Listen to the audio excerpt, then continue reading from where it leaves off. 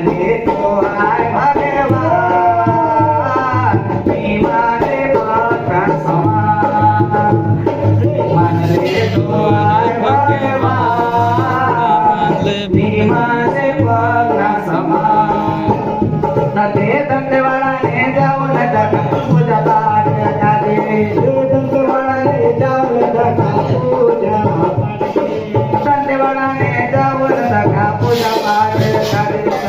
दंडवाळाने जाऊन टाका पूजा पाठ करावे मन के दर्शन तुम्ही शिका माता सेवा करे